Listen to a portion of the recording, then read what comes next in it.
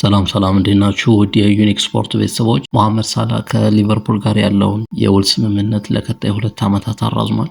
ከበርካታ ክለቦች ጋር ስሙ ሲያያዝ የነበረው መሐመድ ሳላ በተለይም በስፔን ላሊጋ ከባርሴሎና ጋር እንደዚሁም በአረብ ሊጎች የኔይማር ጁኒየር ተተኪ ይሆናል ተብሎ በርካታ መረጃዎች እየተዘዋወሩ ነበር። ነገር ግን በስተመጨረሻም ለቀጣይ 2 ዓመታት የሚያቆየውን ውል ከመሪሳይዱ ክለብ ሊቨርፑል ጋር ተፈራርሟል። ግብፃዊ ኢንተርናሽናል መሐመድ ሳላ በ2 ዓመታት የሊቨርፑል ቤት ቆይታው በአሊ ሸረር የተያዘውን በፕሪሚየር ሊጉ የበርካታ ጎሎች ባለቤትነት ሪከርድ ሊጋራና ሊያሻሽለው እንደሚችል ይጠበቃል። በተለይም መሐመድ ሳላ 182 ጎሎችን በፕሪሚየር ሊግ ቆይታው ማስቆጠር ችሏል። ከሪከርድ ባለቤቱ አሊ ሸረር ለመድረስ የቀረው 78 ጎሎች ብቻ ናቸው። እነዚህን 78 ጎሎች በቀጣይ 2 ዓመታት ቆይተው በማሳካት የበርካታ ጎሎች ሪከርዱን ከአሊ ሸረር ይረከባል ተብሎ ይጠበቃል። እንደሚታወቀው አሊ ሸረር በ260 ጎሎች በፕሪሚየር ሊጉ ያለውን የበርካታ ጎሎች አስቆጣሪነት ሪከርድ ባለቤትነት የያዘው አሊ ሸረር ነው። መሐመድ ሳላ ደግሞ ከአሊ ሸረር ለመድረስ 78 ጎሎች ይቀሩታል። 182 ጎሎችን ነው ማስቆጠር የቻለው በስካሁን ቆይተው። ይህም በማሳካት በአሊ ሸረር የተያዘውን የበርካታ ጎሎች ባለቤትነት ሪከርድ ሊያሻሽለው እንደሚችል ይጠበቃል። ከሊቨርፑል ጋር የተዋለውን አዲስ ውል በመመለከት መሐመድ ሳላ አስተያየቱን ሰጥቷል። በመግለጫው ሊቨርፑሎች የመርሳይዱ ክለብ ሊቨርፑል ተጨማሪ እድል ለ2 ዓመታት ስለሰጠኝ እጅግ አመሰግናለሁ። ወጣት ተጫዋቾችን በማገዝ በሊቨርፑል ቤት መነቃቃት እንዲኖር የዋንጫ ቡድን እንዲሆንና ተጨማሪ ዋንጫዎች እንድናነሳ የበኩሌን አስተዋጽኦ አድርጋለሁ የሚል አስተያየቱን ሰጥቷል። የሊቨርፑሉ አሰልጣኝ አርነ ስሎት በበኩላቸው መሐመድ ሳላ ቀጣይ 2 ዓመታትን ከኛ ሊቨርፑሎች ጋር ለማሳለፍ ዝግጁ በመሆኑ እጅግ በጣም ደስተኞች ነን። ፈቃደኛ ሆኖ ፊርማውን ስላስቀመጠ በጣም እድለኞች ነን የሚል አስተያየት ሰጥቷል። እስከ 2027-28 የውድድር ዓመት መጨረሻ ከሊቨርፑሎች ጋር ይቆያል ተብሎ የሚጠበቀው መሐመድ ሳላ በዚህ ቆይተው በአሊ ሸረር የተያዘውን የበርካታ ጎሎች ሪከርድ ያሻሽላል ተብሎ ይጠበቃል። ነገር ግን ሌሎች ትንበዮች እንደሚያመለክቱት በመሐመድ ሳላ ሊሻሻል የሚችለውን የበርካታ ጎሎች ባለቤትነት ሪከርድ ምናልባትም የማንቸስተር ሲቲው ወጣቱ የፊት መስመር ተጫዋች አርሊንግ ሃላንድ ሊያሻሽለው እንደሚችል ግምታቸውን እያስቀመጡ ነው። ምክንያቱም አርሊንግ ሃላንድ በማንቸስተር ሲቲ ቤት እስከ 2034 ድረስ የሚያቆየውን ውል መፈረሙ ይታወሳል።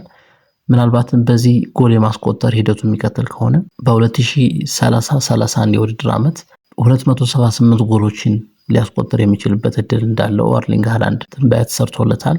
በዚህ ትንበያ መሰረት ይሄን ያህል 278 ያህል ጎሎችን ማስቆጠር የሚችል ከሆነ ከማንቸስተር ሲቲ ጋር ያለው ውል ሳይጠናቀቅ ወይም ደግሞ ሊጠናቀቅ 2 ዓመታት እየቀሩት በአሊ ሸረር ከተያዘው የ260 ጎሎች በ18 ጎሎች ከፍ የሚልበትን መልካም አጋጣሚ መፍጠር ይችላል ማለት ነው። ይሄ ማለት ደግሞ የበርካታ ጎሎችን ባለቤትነት ሪከርዱ ለአርሊንግ ሃላንድ የመሆን እድሉ ከፍተኛ ነው የሚሉ ተንታኞችም አልጠፉ። መሐመድ ሳላ ከሊቨርፑል ጋር ሁለተኛውን የፕሪሚየር ሊጉን ዋንጫ ለማሳካት በአርነ ስሎት ስብስብ ስር ሁለተኛ ደረጃ ላይ ካለው ከአርሰናል በ11 ነጥቦች ርቀው ይገኛሉ። በ32ኛ የፕሪሚየር ሊግ ጨዋታዎች ከዌስትሃም ዩናይትድ ጋር የሚጫወቱት ሊቨርፑሎች የፕሪሚየር ሊግ ውድድር ሊጠናቀቅ ጥቂት ጨዋታዎች በቀሩት በዚህ የውድድር ዓመት ሊቨርፑሎች የፕሪሚየር ሊግ ዋንጫውን አንዱን ጆሮ ይዘዋል ማለት ይቻላል። ዋንጫውን የማሳካት ከፍተኛ እድል አላቸው። ምክንያቱም ከተከታዮቻቸው አርሰናሎች በ11 ነጥብ ርቀው ነው የሚገኙት። መሐመድ ሳላም ከሊቨርፑል ጋር ሁለተኛውን የፕሪሚየር ሊጉን ዋንጫ ለማሳካት ቀናቶችን እየቆጠረ ይገኛል። መሐመድ ሳላ በፊርማ ስነ ስርዓቱ ላይ ከበርካታ የእንግሊዝ ክለቦች የዝውውር ጥያቄ ቀርቦልኝ ነበር ያለው መሐመድ ሳላ፣ ነገር ግን በአንፊልድ መቆየትን መርጫለሁ። ከማንቸስተር ዩናይትድ እና ማንቸስተር ሲቲ በአንፊልድ መቆየቱን ለኔ የተሻለ ነው የሚል ምላሽ ሰጥቷል። አሰልጣኝ አርነ ስሎትም ስለ መሐመድ ሳላ አስተያየታቸውን መስጠታቸው ይታወሳል። መሐመድ ሳላ ከሊቨርፑል የሚለቅ ከሆነ የትኛውም ክለብ ላይ ሄዶ መጫወት የሚችል ዓለማችን ላይ አሉ ከሚባሉ ክለቦች መጫወት የሚችል ተጫዋች መሆኑን ያረጋገጡበት ንግግር እናስታውሳለን። ነገር ግን በስተመጨረሻ በአንፊልድ መቆየትን መርጧል። ከበርካታ ክለቦች የቀረቡትን የዝውውር ጥያቄዎች ስናጤን ነበር የቆየ ነው ያለው የመሐመድ ሳላ ወኪል ራሚ አባስ ኢሳ በስተመጨረሻ በአንፊልድ መቆየትን ምርጫችን አድርገናል ሲል ሐሳቡን ሰጥቷል። መሐመድ ሳላ በፊርማ ስነ ስርዓቱ ላይ ከሊቨርፑል ጋር በርካታ ዋንጫዎችን እናሳካለን፣ በአሰልጣኝ አርነ ስሎትም ያለኝ መተማመን በጣም ከፍተኛ ነው የሚል መግለጫ ሰጥቷል። አሰልጣኝ አርነ ስሎት በበኩላቸው የመሐመድ ሳላ መፈረም የሊቨርፑልን የዝውውር ጥያቄዎች ያፋጥናቸዋል፣ ሌሎች ተጫዋቾች ወደ ሊቨርፑል እንዲመጡ ትልቅ ምክንያት ይሆናል የሚል መግለጫ ሰጥቷል።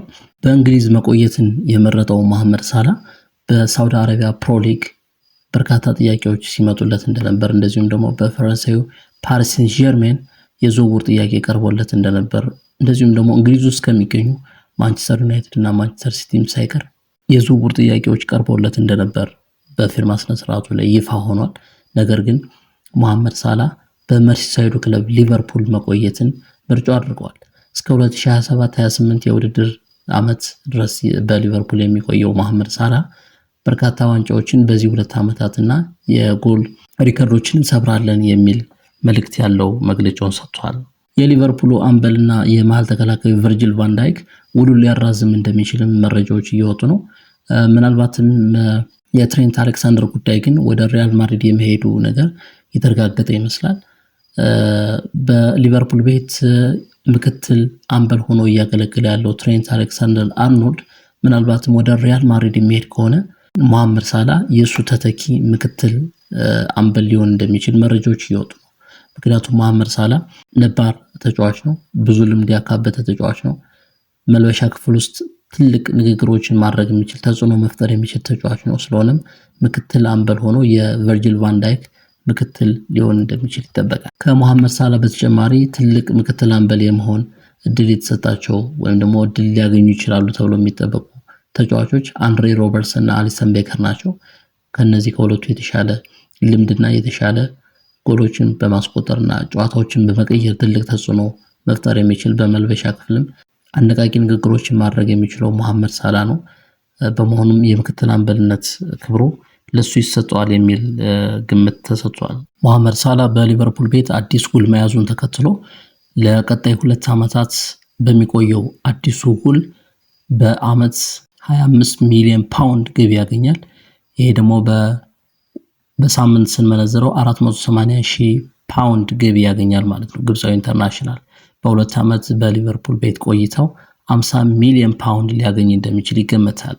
የመሐመድ ሳላ አዲሱ ክፍያ በሊቨርፑል ታሪክ ከፍተኛ የክፍያ ጣራ እንደሆነ ነው መረጃዎች እየወጡ ያሉት። የአፍሪካውያን ኩራት የሆነው ግብፃዊ ኢንተርናሽናል መሐመድ ሳላ ሌሎች ሪከርዶችንም በመሰባበር አፍሪካውያን ኩራት መሆኑን እንደሚቀጥል ይጠበቃል።